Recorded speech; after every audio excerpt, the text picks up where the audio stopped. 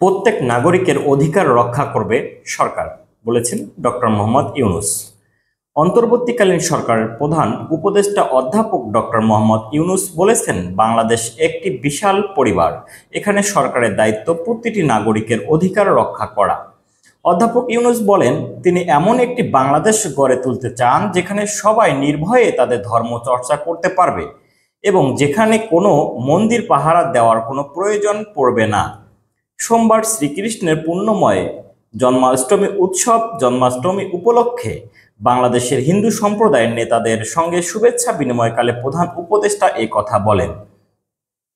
রাষ্ট্রীয় অতিথি যমুনায় একদল হিন্দু নেতার উদ্দেশ্যে প্রধান উপদেষ্টা বলেন, আমাদের দায়িত্ব প্রতিটি নাগরিকের অধিকার প্রতিষ্ঠা করা।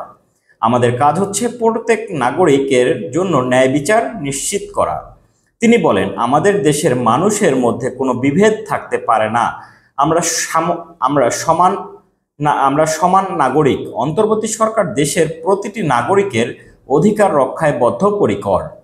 হিন্দু নেতারা শুভ উদ্বোধন উপলক্ষে প্রধান উপদেষ্টাকে শুভেচ্ছা জানিয়ে বলেন, তারা দেশের সম্প্রীতি ও সমৃদ্ধি এবং অন্তর্বর্তী সরকারের জন্য ভগবান শ্রীকৃষ্ণের আশীর্বাদ চেয়েছেন। তারা দেশের বন্যা কবলিত অংশে জন্মাষ্টমী উদযাপন স্থগিত করেছেন এবং এই অঞ্চলে খাদ্য ও ত্রাণ পাঠিয়েছেন বলে জানান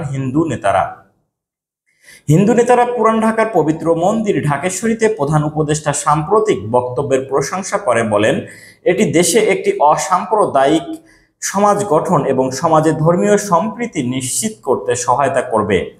হিন্দু মন্দিরের জমিসহ হিন্দুদের সম্পত্তি দখলের প্রসঙ্গ তুলে ধরেন তারা।